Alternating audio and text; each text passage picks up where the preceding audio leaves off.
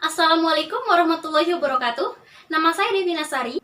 Apa kabar semua? Semoga di masa pandemi ini kita diberikan Allah kesehatan dimanapun kita berada. Amin ya robbal alamin. Baiklah, pada kesempatan ini kita akan membahas materi kita yang berjudul makanan dan minuman yang halal maupun yang haram. Sebelum kita memulai pembelajaran kita pada hari ini, ada baiknya kita ketahui tentang tujuan dari pembelajaran kita. Yang pertama, yaitu memahami ketentuan makanan dan minuman yang halal dan haram. Yang kedua, mengidentifikasi jenisnya. Yang ketiga, menyimpulkan hikmah mengkonsumsi makanan yang halal. Dan yang keempat, menganalisis bahaya mengkonsumsi makanan yang haram. Selanjutnya, apa yang dimaksud dengan makanan yang halal? Jadi, makanan yang halal adalah makanan yang diperbolehkan kita untuk mengkonsumsinya sesuai dengan syariat Islam.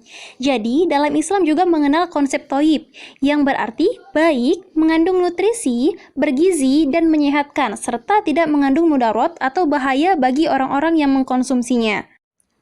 Dalil diperintahkannya kita untuk mengkonsumsi makanan yang halal langsung tertuang di dalam Quran Surah Al-Maidah ayat 88.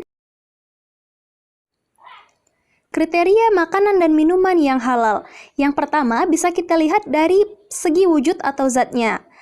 Bahan dasar tersebut haruslah suci dan halal. Yang kedua, dari segi cara mendapatkannya. Dan yang ketiga, dalam proses pengolahannya. Jadi makanan harus diolah dengan syariat Islam yang benar. Kemudian, apa saja jenis makanan yang halal? Nah, yang pertama yaitu makanan yang tidak diharamkan oleh Allah. Itu bisa kita dapat dari tumbuhan, buah-buahan, atau jika itu makanan kemasan, maka harus dengan berlabelkan cap halal yang dikeluarkan oleh Majelis Ulama Indonesia. Selanjutnya yang kedua yaitu semua makanan yang baik, tidak kotor dan tidak menjijikan. Yang ketiga, yang tidak mendatangkan mudarat atau bahaya bagi kesehatan, merusak akal, moral, serta akidah. Dan yang keempat, yaitu hewan yang disembelih atas nama Allah. Seperti yang pertama, binatang ternak. Contohnya adalah sapi, kerbau, kambing, dan domba. Selanjutnya, binatang yang hidup di laut atau di air seperti ikan, udang, dan cumi. Selanjutnya, binatang buruan dari hutan seperti kijang, kelinci, dan ayam hutan. Lalu, bagaimana dengan jenis makanan yang haram? Nah, yang pertama yaitu semua makanan yang langsung dinyatakan dalam Quran Surah Al-Maidah ayat 3. Contohnya adalah bangkai, darah, daging babi, hewan yang disembelih bukan atas nama Allah, tercekik, dipukul, jatuh, ditanduk, diterkam hewan buas, dan disembelih untuk berhala. Yang kedua, pastinya adalah yang tidak mendatangkan mudarat atau bahaya bagi orang yang mengkonsumsinya. Dan yang ketiga, yaitu hewan yang kotor dan menjijikan. Yang keempat adalah didapat dengan cara yang batil, yaitu dengan cara mencuri, memalak, korupsi, dan memeras. Setelah kita membahas tentang makanan, selanjutnya kita akan membahas tentang minuman. Lalu bagaimana contoh minuman yang halal dan haram? Nah, minuman halal bisa kita peroleh dari air alam, seperti air sumur dan air terjun. Bisa juga kita dapatkan dari susu. Kemudian, jika dia haram, contohnya seperti bir, tuak, dan semua minuman yang memabukkan.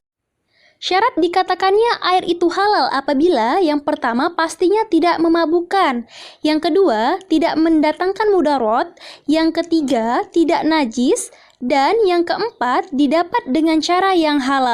Kemudian syarat dikatakannya minuman itu haram apabila yang pertama minuman itu pasti memabukkan atau khamar, yang kedua minuman yun atau minuman yang berasal dari benda najis, kemudian yang ketiga didapat dengan cara batil atau tidak benar, dan yang keempat yaitu minuman yang berasal dari tanah. Apa hikmahnya jika kita mengkonsumsi makanan yang halal? Nah, yang pertama pastinya akan membawa ketenangan hidup dalam kegiatan sehari-hari. Yang kedua, mendapatkan ridho Allah. Yang ketiga, memiliki akhlakul karimah.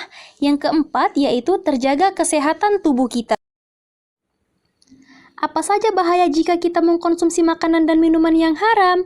Yang pertama, pastinya amal ibadah kita tidak akan diterima dan doa yang kita panjatkan tidak akan dikabulkan oleh Allah. Yang kedua, merusak jiwa. Yang ketiga, menyebabkan berbagai penyakit psikologi seperti gangguan jiwa, daya ingat, mental, serta daya pikir. Dan yang keempat, menimbulkan beban mental, emosional, dan sosial. Yang kelima, menghancurkan masa depan. Yang keenam, mengganggu kesehatan tubuh seperti kanker, liver, tekanan darah tinggi, jantung, serta jaringan saraf otak. Dan yang terakhir, pastinya akan menghalangi segala sesuatu amal ibadah kita. Jadi, dari materi yang sudah Ibu jelaskan di atas, sekarang tugas kalian adalah menganalisa, kemudian kalian tuliskan mana sajakah contoh-contoh dari makanan dan minuman yang halal dan juga haram ya. Terima kasih atas segala perhatian dan mohon maaf atas segala kesalahan. Wabillahi taufiq wal hidayah. Assalamualaikum warahmatullahi wabarakatuh.